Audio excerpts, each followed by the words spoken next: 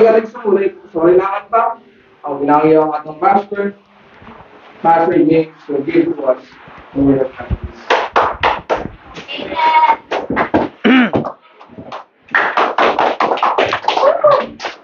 Amen.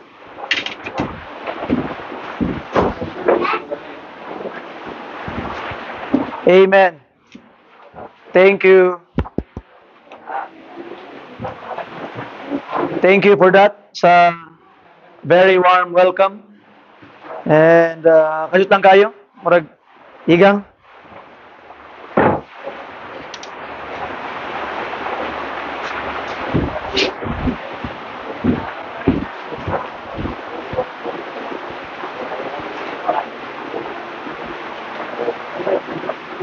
Okay, so yun. Sorry for that. Lahi ako noon. Sorry for that. So mga kaigsunan, welcome again sa tuwang afternoon service. Nagulan, but can you hear me? Amen? Amen. Okay. Are you blessed in the message of God's word this morning? Say amen. Amen. I hope that you were blessed and you are challenged by the word of God this morning. And by the grace of God, we will be challenged again by the word of God this afternoon, mga pinangga na mga kaigsunan. So, I would like to ask everybody to please rise and open your Bibles with me in the book of Luke chapter 17. Luke chapter 17 sa atong mga Bible palihog. And we shall be reading verses 1 down to verse 19. Verses 1 down to verse 19 in our Bibles. Please, if you're there, again, loud and heartily, amen. Amen. Follow me with your eyes. The Bible says, Then said he unto the disciples, It is impossible, but that offenses will come. But woe unto him through whom they come. It were better for him that a millstone were hung about his neck, and he cast into the sea, than that he should offend one of these little ones. Take heed to yourselves. If thy brother trespass against thee, rebuke him. And if he repent, forgive him. And if he trespass against thee 7 times in a day, and 7 times in a day turn again to thee, saying, I repent, thou shalt forgive him. And the apostle said unto the Lord, Increase our faith. And the Lord said, If ye had faith as a grain of mustard seed, ye might say unto this sycamore tree, Be thou plucked up by the root, and be thou planted in the sea, and it should obey you. But which of you, having a servant plowing or feeding cattle, will say unto him by and by, when he is come from the field, Go and sit down to meat? And will not rather say unto him, Make ready, wherewith I may sup, and gird thyself and serve me, till I have eaten and drunken, and afterwards thou shalt eat and drink. That he thank the servant because he did the things that were commanded him? I trow not. So likewise ye, when ye shall have done all those things which are commanded you, say, We are unprofitable servants. We have done that which was our duty to do. And it came to pass, as he went to Jerusalem, that he passes through the midst of Samaria and Galilee. And as he entered into a certain village, there met him 10 men that were lepers, which stood afar off, and they lifted up their voices and said, Jesus, Master, have mercy on us. And when he saw them, he said unto them, Go, shew yourselves unto the priest. And it came to pass that as they went, they were what?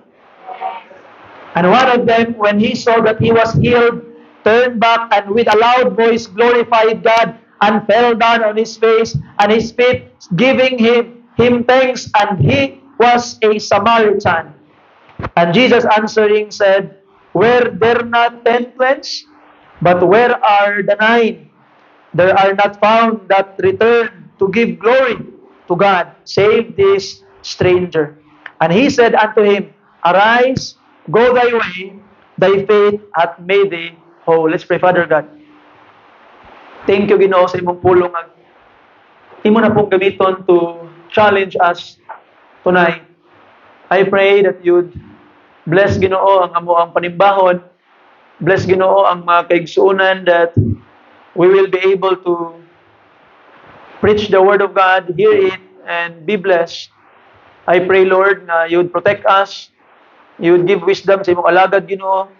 Tabangay mi amahan nga we will only see your grace, Lord. Do not allow your servant to hinder the power of your word.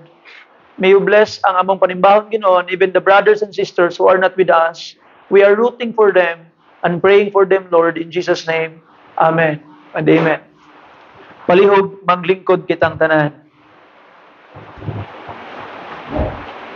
Kagayon ng buntag, we have talked about a message entitled, How Can I Say Thank You? Karon, we will be studying a message entitled, Imperfect Man Following a Perfect Savior. Imperfect man, that is us, kita, and following perfect Savior, and that is the Lord Jesus Christ, mga kaigsuonan.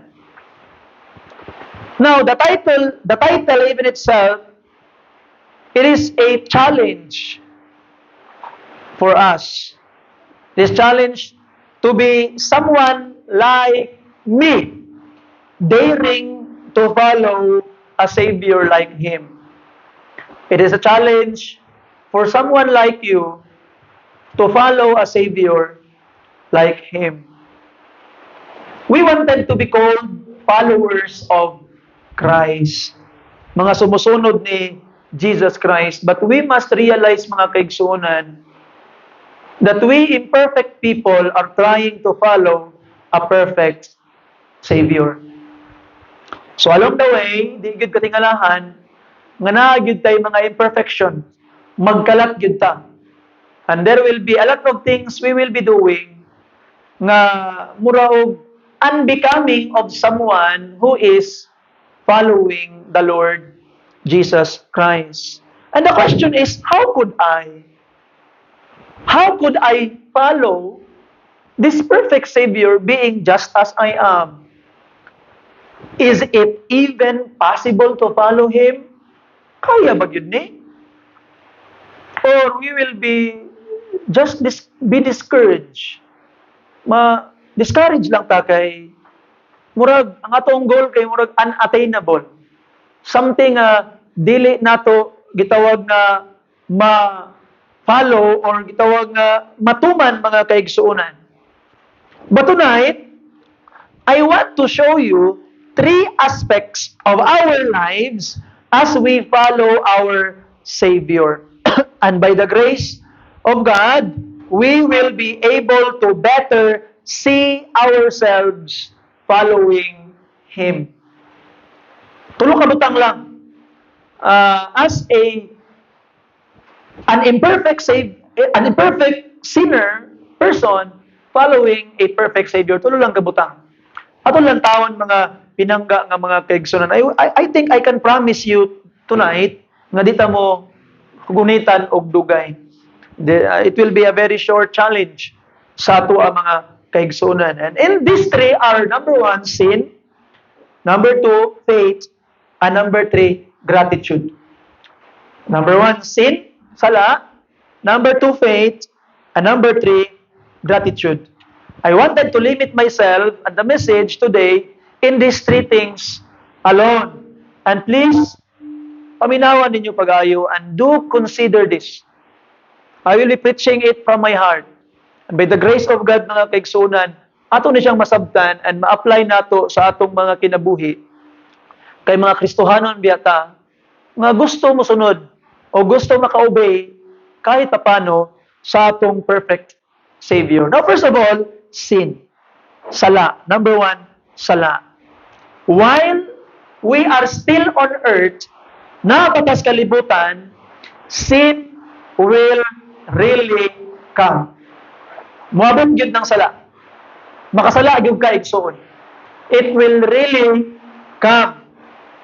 And because it will really come, instead of judging each other because we sin differently, we must instead help each other in order to overcome the things each are going through in their life. And ato makita mga kaigsunan, it will really come in our life. Sa pag-unsawan ng paningkamot, sa unsawan ng muglikay. Sometimes we are very easy to condemn kay lahi-lahi man tawag mga sala.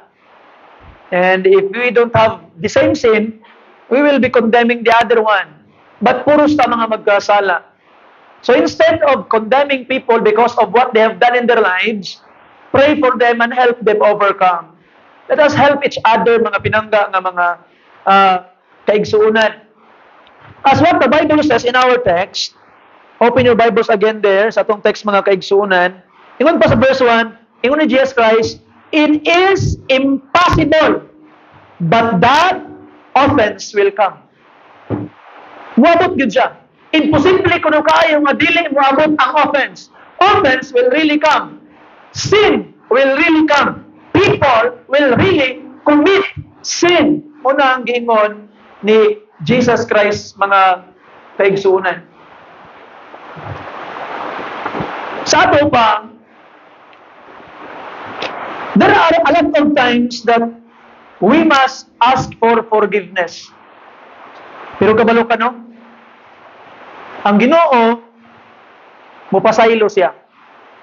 But you know sometimes, kita ang maglisod o pasaylo sa atong mga kaugalingon.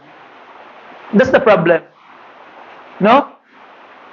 There are times, mga kaigsunan, nga moingon ta nga, dili na ko worthy mga lagad sa Ginoo.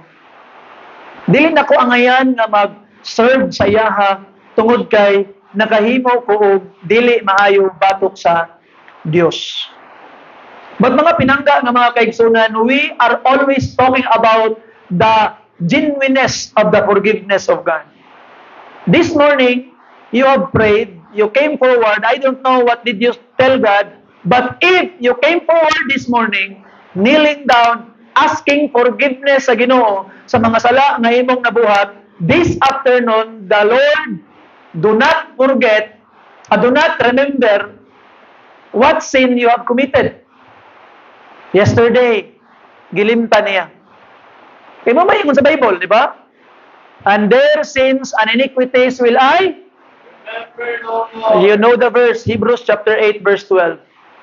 Sa ato mga kaigsunan, the moment you come to God, repenting, asking for forgiveness, diha dayon, pasayloon kaniya, hugasan kaniya sa iyang amiling nga dugo. But the problem is, pag-abot sa unahan, bugat pa imong kasing-kasing. Pag-abot sa unahan, murag wala pa kay dagway iatubang sa Ginoo.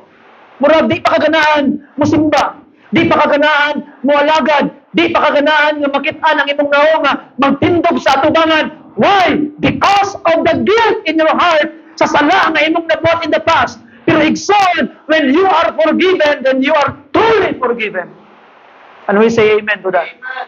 You are truly forgiven. Ay, na pa may nawa ang bakak sa yawa.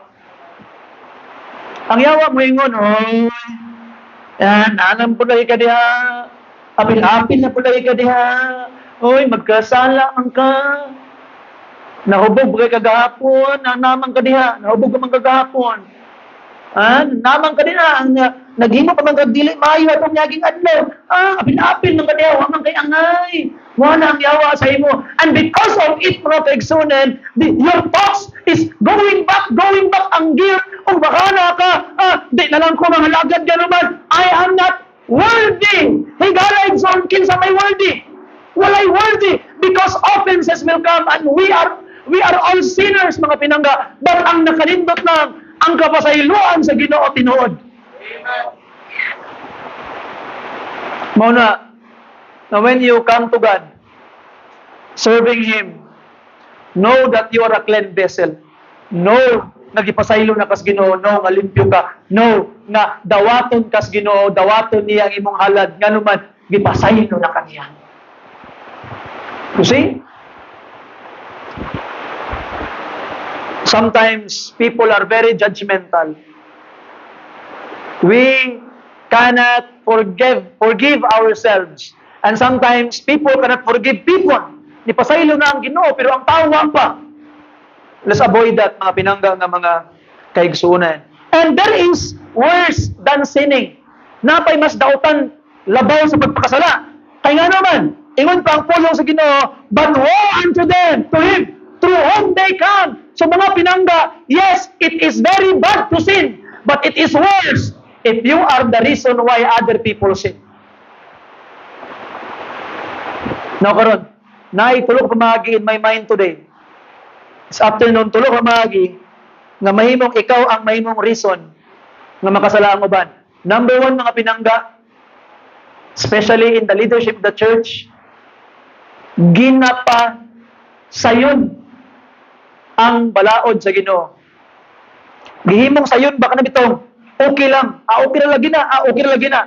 And people, because they think na bitaw no okay ra man daw ingon ni pastor. Okay ra man daw ingon ni kuan. Okay ra ni. Ako ning buhaton. And because of that nakasala sila. And pinaagi niya na I am worse. Kaya nga naman ingon ko okay ra bisag dili.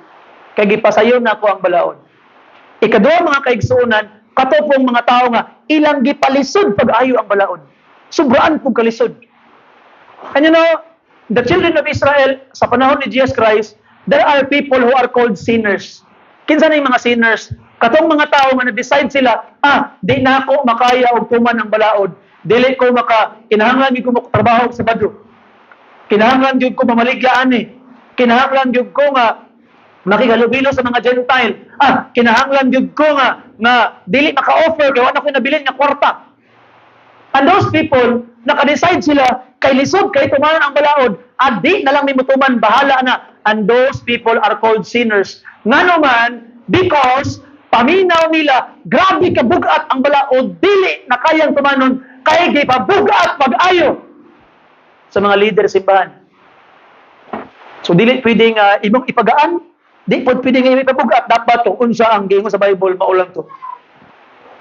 Ani katulo, mga kaigsunan, because of provocation.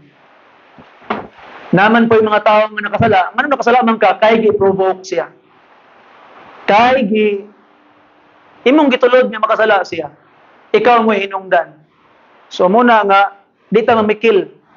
Mikil man. So, namikil, nakasala tong uban. Because kay namikil ka, the Bible says, you are worse. Woe unto you. Likay-likay ta ng pagpamikil, mga pinangga, pagpangdungog-dungog, mga pangpangaway, nga way hinungdan. Ato ng likayan. Kaya nga naman, if because of you, someone commits sin, then the Bible says you are the worst. But it will come. Offenses will come, but woe unto him kung gikan sa imo ang offense. You see? And ato makitaan, mga kaigsunan, since sin will really come, we must be ready to forgive and to be forgiven. Dapat mahimutang anda mo pasaylo o magpasaylo. O pasayloon. Sud kay no? Kabalo ka usahay, sayon ra kayong mangayog pasaylo. Pero lisod kayo pasayloon. Nato makita, to forgive, it's hard to forgive, but sometimes it's harder to be forgiven. Pag naay mga pasaylo sa imo, sige, okay ra, pasayloon na ka. Pero usahay, lisod kayo kung ikaw ang muduol mangayog pasaylo. Botag batang way buot ba? Pagsuri na, di ko maulaw ko. So, di na sa pwede, mga pinangga nga mga kaigsunan. Ato makita, we must be ready to forgive. But sometimes, ayaw kalimot igsuon, sometimes ikaw ang kinahanglan pasayloon. And I hope by the grace of God, andam pug ka moduol ug mangayo og kapasayloan sa uban. As what the Bible says, sa atong text mga kaigsuunan. Okay? Verse 3, tanawa, take heed to yourselves, if thy brother trespass against thee, rebuke him, and if he repent, forgive him. You must be ready to forgive. How many times daw sa isa ka adlaw, ha? Dili sa lifetime, ha? Sa isa ka adlaw. The Bible says, kung nakasala ang imong igsuon sa imo, 7 times sa isa ka adlaw. Pero 7 times, pud siya nangayog pasaylo sa imo. Dapat 7 times pud nimo siya pasayloon. And we know that 7 is the number of perfection, meaning it is the number of completeness. Dapat di ay mga kaigsunan nga walay hunong. Sa tibok adlaw magsigig pakasala ang imo igsoon sa imuha. Kunya sa tibok adlaw pod magsigig pangayog pasaylo, dapat pod sa tibok adlaw mo pasaylo kung ganina. Isud ano? Isud kayo. Ba't mga kaigsunan? Kabalo ka kaning sugo. First impression ako, as I study this, actually I have finished this message, ganun lang yung buntag. Imbes kaya akong himuon ng message karong hapon, while kapangaon sila karon, ganina, something dawned in my mind, wala ko ni ko nagsulat ko, kay writing this, and as I read this, first na ko nga impression, lisudan, nan ka, pananglitan ko be, hapakon ka pak! Sorry, wag ituyo. Sige, okay ra. Pagkatapos, pak ka! Uy, sorry. Sige, okay ra. Kay, ingon sa Bible 7 times. Sa ikaduha na, pagkatapos, pak ka! Handa ka pito! Mag-sorry pa yung, kay, kapanggigil na ka, huwag palang yun ingon sa Bible. Ay, na, apir ka ton, nagyog ka karon. Lisod, di ba lisod? Pintig yung lisura. Okay? Kinsa may nagtuwa ni say amen? Sige, linya mo dali isa-isa mo. Kapito yun, ha? Magsuri lang ko pagkahuman. Di ba lisod? No? So, first impression lisod. Ikaduha, na impression ako, nalipay ko. Na-comfort ko. Ano na-comfort mga pastor? Sa ato pa, kung gisugong ko sa Ginoo nga mapasaylo 7 times akong igsuon, dili musugo ang Ginoo sa usa ka sugo nga siya di siya matuman. Sa ato pa, sa isa ka adlaw, kapito ko makasala sa Ginoo, kapito ko mga ipasaylo sa iya, pasayloon ko niya pirmi. You see? So it comforts me. Ay Lord, salamat Ginoo nga. Bisan pa daig kapila ko makasala sa imo karong adlaw. Pasayloon ko nimo pirminti. And pagkahuman sa comfort, ikatulo, it broke my heart. It broke my heart. Manong gi-broke mo na yung heart, pastor? Kaya nakaingon ko, manong kinahanglan pagid ko pasayloon sa Ginoo og kapito? Andam dahil ko magpakasala kapito? Kawagin ako'y ayo. You see? So ato makita mga pinangga ng mga kaigsunan, number 1, it's hard. Ang reaction gani sa mga disciples, sa ilang giingon mga pinangga. Sa ilang giingon pagkahuman nila dungog ka pasayloon kapito. Ang ilang yung reaction pagka verse 5, and the apostles said after nga nadungog nila, said unto the Lord, increase our faith. Padaka mong magtuli suraan na oy. Padaka mong magtuli Lord, lisod kina tumanon Ginoo. Yes, lisod. Kapito. Pero comfort no? Kaya nga naman, dagway palang daan ninyo, mga gahi ang mga ulo, sama na ako. Mga gahi tag mga ulo. Perminti kita makasala. Perminti ta makahimog dautan, pero salamat kay Lord ba no kay bisan pa og kapila ko banto ka day Ginoo. Banto ka day Ginoo. Nga sa pila na nato gibot nga nagpakasala ta sa usab ato mga binuhatan, wa pa tanya gisunog nganuman kay andam kay siya mapasaylo. No? Grabe. 7 times. Mudol kas Ginoo, Lord, sorry Lord. Mura gimo ni mo kiko ang Ginoo ba? Kung imo na Lord, Ginoo gibutang man nimo diha Ginoo. Pwede ba Ginoo nga sa ikatulo Ginoo imo na sunugon? Kung mo na gibutang sa Ginoo sa ikatulo sunugon na murag huwag bilin sa ato diri. Huwag bilin sa ato. You see? So ato makita, grabe ka maayo gid ang Ginoo nato. And it will break our heart. Ngano man, grabe kabuutan ang Ginoo. Pero kita, ato mong giabuso. 7 times ay ha. Daw ni Amen ang langit to. You see? So ato makita mga pinangga nga mga kaigsoon, ano? I hope, by the grace of God, di na nato paabtog kapito eh. Ning kamot budta nga balag sa ikaduha, ikatulo. Unong na budta. Binutaan na budta, amen? Amen. You see? But it's really comforting yun. Nga bisan pag kagahi sa imong ulo, pasayloon yun ay kas Ginoo. Pasayloon yun ay kas Ginoo. Palangga kaniya, pinangga. Napakay chance perminti. So brothers and sisters, we are forgiven, so learn to forgive. So na muna sala. So ang sin, moabot gyud, pero paningkamuti lang nga dili ikaw ang hinungdan nga makasala ang uban. Ug tungod kay moabot gyud ang sala, be ready to forgive and to be forgiven. So that's the first thing mga kaibigan. As a Christian life following the Savior, magkasala ka. Along the way, you need to be forgiven and you need to forgive. Number 2. So promise na ko no, dali ra mga man. Number 2. Faith. Faith. Pagkatawag sa mga disciples, atong lisod kay nga sugo, siguro una-una nila, kapito. Unya, perfect yung kapito, meaning pagkat sa 7, is dapat wala gihunong. Eternity yun nga, bahalag kapila, mas may pasaylo-pasayloon. Lisod oy. Ana mga disciples, Lord, increase our faith, padaka mong pagtuo. Natanawang tubag ni Jesus Christ. They asked, increase our faith, but they were rebuked. Girebuke sila. Kaya ni Jesus Christ, verse 6, and the Lord said, if ye had faith as a grain of mustard seed, ye might say unto this sycamine tree, be thou plucked up by the root, and be thou planted in the sea. What does it mean? Ano ingon mga pastor nga rebuke, pastor?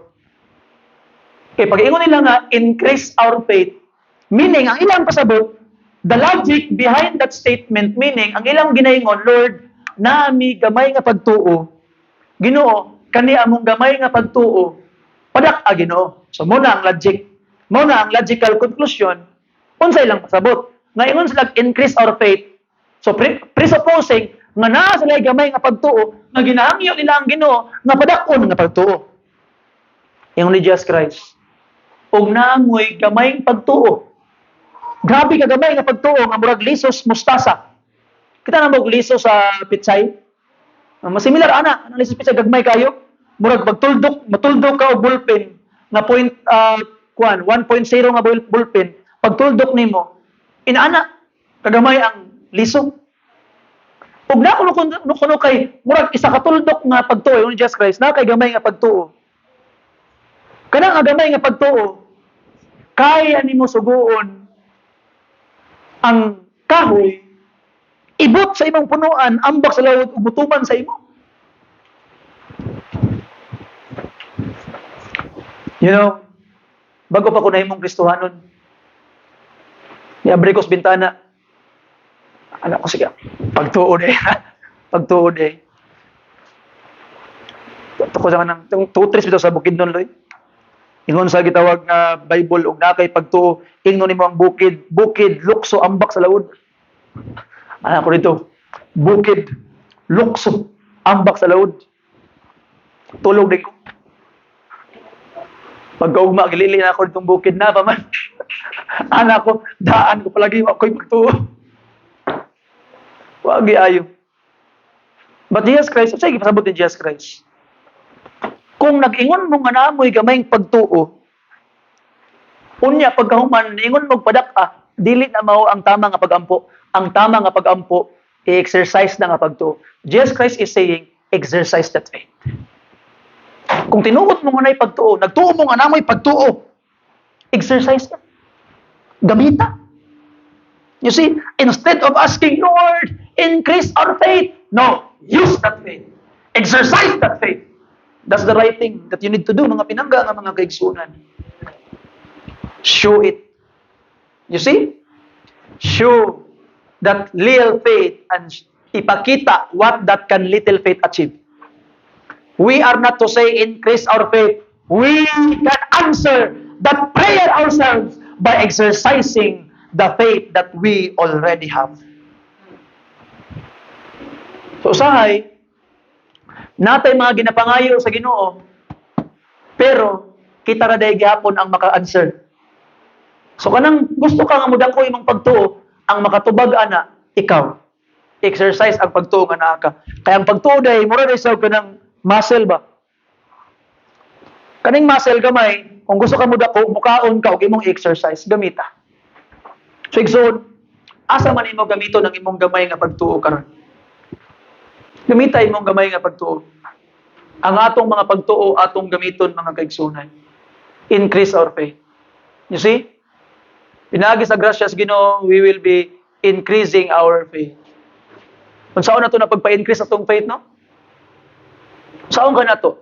How would you increase your faith? Karong umabot nga Wednesday, basing mo kusog ang ulan, magbunok ang ulan, pero natay prayer gathering, increase your faith. Pastor, mauban ko. Increase your faith. Gamita na. You see? In our church, basing natay himon nga project diri sa simbahan, na atong mga gibang look forward nga project no, nahimo na nato ga nindot gracias Ginoo, mangyatagon kay Ginoo atong project this year na CR na atong pathway paingon didto na. So nindot no. So ato ang mga ginapanglantaw sa atong simbahan sunod, gracias Ginoo nga katong didto sa ato ang playground didto basiminto to siya. Kanang mga gipang-anay din ato nang mapulihan. Kani atong atop simbahan ato ning mapanaw. Mapataas ato ning paril ato mapana to. Nindot to eh. Increase our faith. You see? Kano saan na mahitabo? Next year? We don't know. Let's increase our faith. Be part of the growth of this church. And karon ang the best mga pinangga. Kato atong goal nga 500 souls in October, pila ang imo ato. Go! Ingon salamat. Daghana! Anang langit Tristan, imong 500. Amen. Pika ayo, amen. Pila imo ato. You see? Pila imo sa 500. Sa gospel tracts nga 1,000 gabo. Ang 1,000 yung gospel tracts, karong umabot nga Domingo, akong i-file ang 1,000 ka gospel tracts dira. Mukuha ka hangtod nga mahurot na diha. Pila imo ato sa 1,000 na gospel tracts. You see? Kang kapil daw, murag 100 daw ya, amen? You see? Pila imo ato igsoon. Increase your faith, exercise. You see? The grace of God. So, brethren, exercise your faith. Number 3. Dali ra, no? Number 3.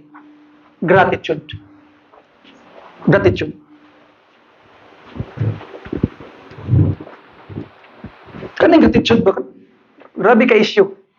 Sa ako karon. Tanaw nimo. Nay duha ka buok. Ang isa dili ang ayang pasalamatan, wa nangita nga pasalamatan, ang isa nagpasalamat gyud. Itong last story. Katong servant, ingon pa niya, di na ako basahan bago sabay, ingon pa sa Bible, ingon pa ni Jesus Christ. Kinsa ba sa inyo nga nakay slave, nakay sa lugoon? Ang imong slave, di ka nagdaro, di ka nagbahog sa imong mga mananap. Kinsa ba sa mga amo karon nga ang ilang slave, pag abot sa slave, uy, niabot na ka, kagikan, nagdaro lagi ko sir, nagbahog ko sir, o sige kay, nagdaro man ka, nagbahog man sa mga mananap, lingkod, hukaran ti ka. Nabay nana, ingon Jesus Christ, dili oy. Ang imong slave, bisan pa gikan sa nagdaro, gikan sa nagbahog sa mga mananap, pag uli niya gikan trabaho, moingon ka, oy do, niabot na ka, hukare ko. Baka na ako. Hulat din na, human kong kaon kay na ko isugo sa imo ha. Pag human ni mo kaon, ay pa ka mo ingon. Ay ko do, human ako kaon, ikaw, kaon lagi mo diha. Niya yung Jesus Christ, imo bang ingnon ang imong slave? Uy, salamat sa imong gibuhat ha. Dili. Okay? Dili di ay. Dili. Dili nimo ingnon anay mo ang gitawag nga slave.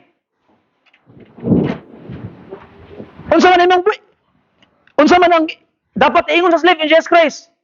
Ingon pa ni Jesus Christ, maingon ang slave nga usa ko kaway pulos nga sulugoon. Ako rang gibuhat ang butang nga akong angayan nga buhaton. Now karon, picture yourself as this slave. Kita to ang mga slave ni Jesus Christ. Sometimes pag mga lagad tas Ginoo, gusto kay nato pasalamatan. Okay? Nakikita ko na ang mga tala sa langit. Sama na yung hayag man kayo. Okay? So ato makita mga kaigsuonan no nga slave ka sa Ginoo, say. Grabe naman po si pastor oy. Grabe akong panilhig diri, wag ko niya napansin ay, wag siya nagpasalamat sa ako. Grabe naman si pastor oy kay grabe akong effort ani diri sa simbahan, grabe ako ang gitawag nga gipangbuhat. Di man ko mapansin. Usahay ana biya ta di ba? Nga gusto nato nga mapansin atong ginabuhat, pasalamatan ta. Pero the Bible says, dapat atong iingon, I am a unprofitable servant. I am just doing what I am bid to do. So itong tama ba to akong pagka-quote kay di na ako mabasa. Itong basahon mga kaigsunan. Ngit-ngita.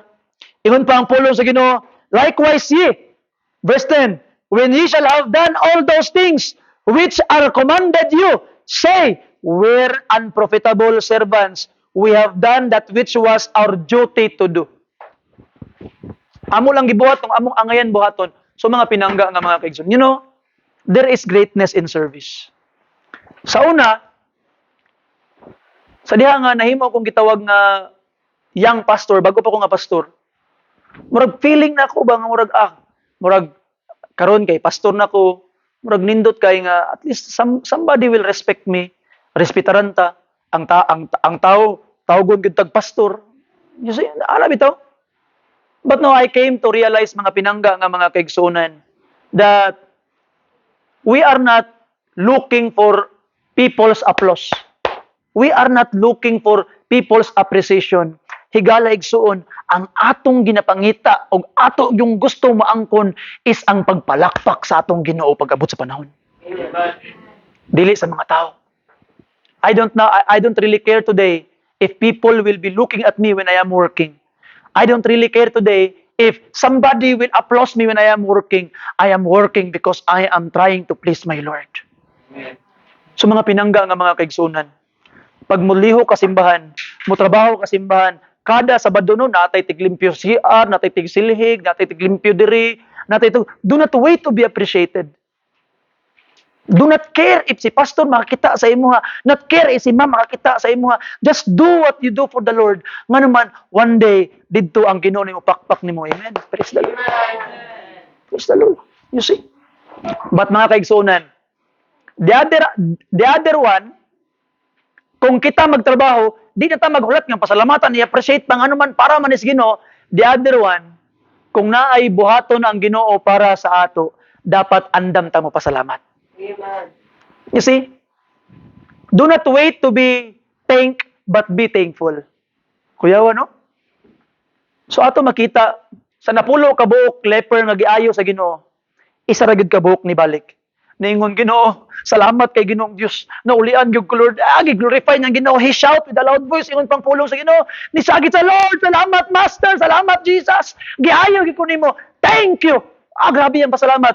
Ana Jesus Christ. Di ba napulo man to akong giayo? Asa man ang siyam? Isa ra lagi nakabalik nagpasalamat. And katong nagpasalamat nakabalik, wa lang siya naayo ang iyang gitawag na sakit, na ulian pod ang iyang kalag. Nganuman, when you say thank you to the Lord, you will be receiving greater things. Pasubraan niya. Muna yung nakanindot. Ang Ginoo perminti man mo hatag, but when you say thank you, pasubraan niya. You know, I was so blessed looking at sa nakita ko sa video sa Facebook ba. Nayo sa katiguang ala grabe gid niya pak kanami tong mga semento bitaw nga nay mga putaw ilalom pak grabe luy kay ganagat gakyang-kyang ang tigulang ana pak kay kwaon to niya ang putaw atong semento kay parehang ibaligya. Nya katong operator og bakho nakita niya. So ang kuha niyang bakho niya iyang gibudak-bundak tong katong murag poste man to, unya yang gipilo-pilo, gikagad niya sa kariton natong tiguang or sa atong sidecar sa motor. Ang tiguang ni gitawag nga tagan sa gibaligya niya pagkataod-taod. Ang katong tiguang nagdala taon sa atong murag juice man dako nga tubig. Balikan to niya ang kuan. Salamat. Gaana siya. Kakurog-kurog pa. Hatag niya tong operito sa bako. Nga naman, a sign that he was thankful sa gibuhat. You see that? Wow! Power of giving thanks, mga kaigsunan. Murag, it really breaks my heart. Grabe. Grabe kaluoy. You see? And those people nga galisod sa kinabuhi, sila ang mga grabe kay gitawag magpasalamat. You see? Very, very, grabe kayo, no? Grabe gid ang ilang pagpasalamat. Pero katubi taong mga katubi taong mga katawa ko sa sulti ni Sister Siyang atong niagi. Ana siya nga, dito mo pang-imbitahon sa akong diboy kay pag uli ninyo, libakon lang ninyong sudaan. O sa ino inanabi at mga tao, no? Giinbitar kag kaon, kaon ka, daghan gid na kaon. Busog kay ka, sansan kay ka. Pagkataon-taon, bakulit ni mo balay. Notpi ka, huway lami lang humboy. Pagkawag siya ayo.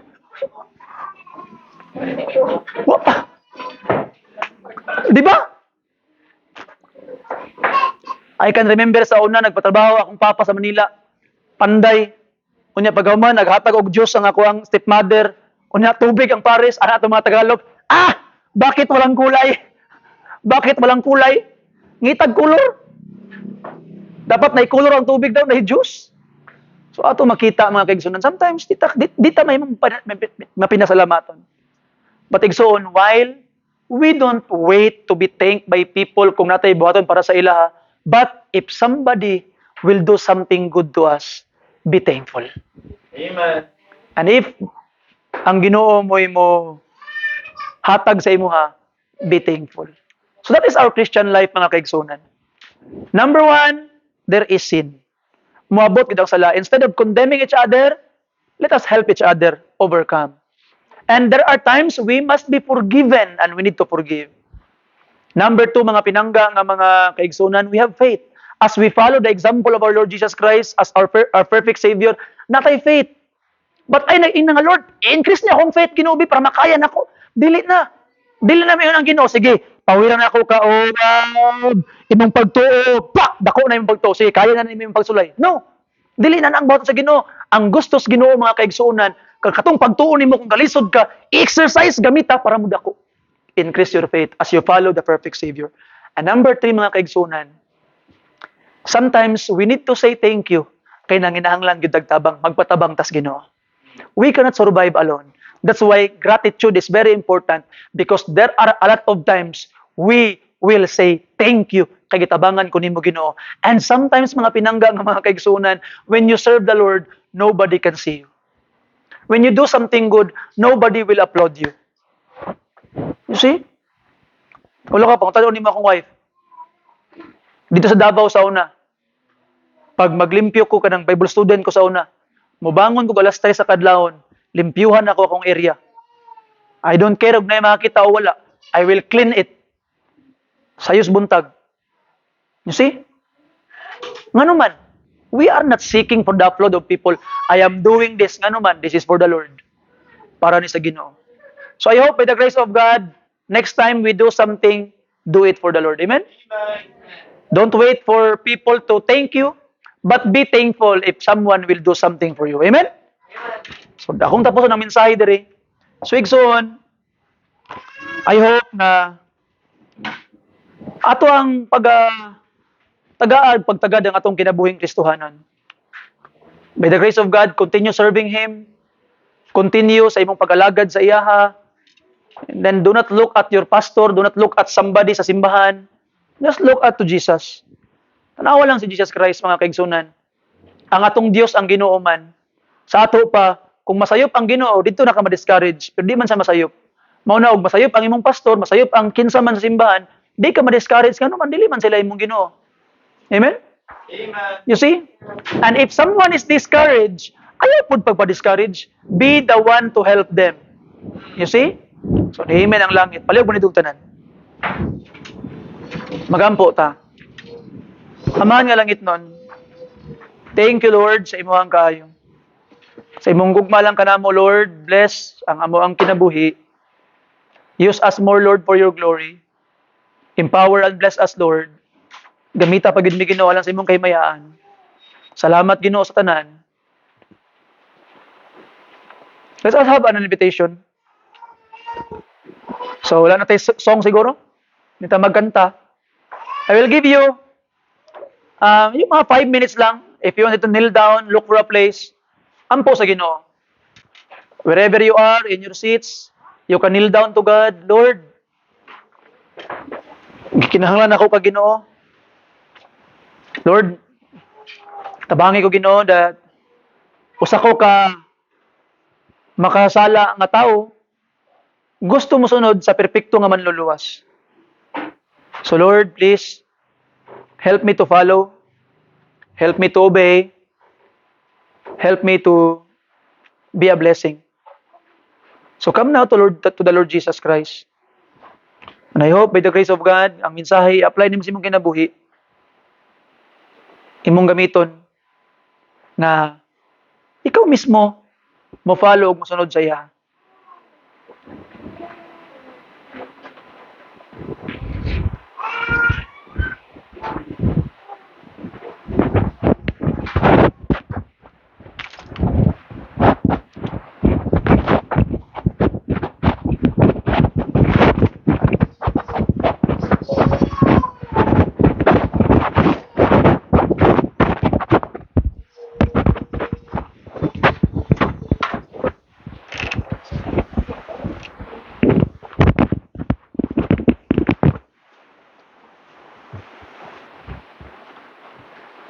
Mga butaman nga langit nun, salamat Lord sa imong kaayo.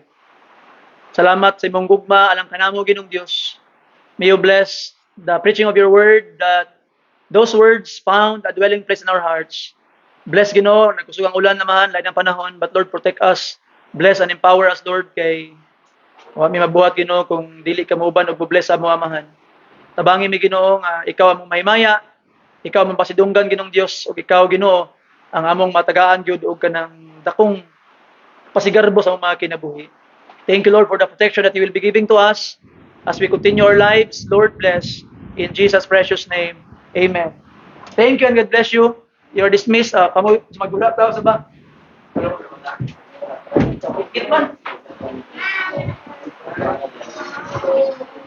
Ngit-ngit po.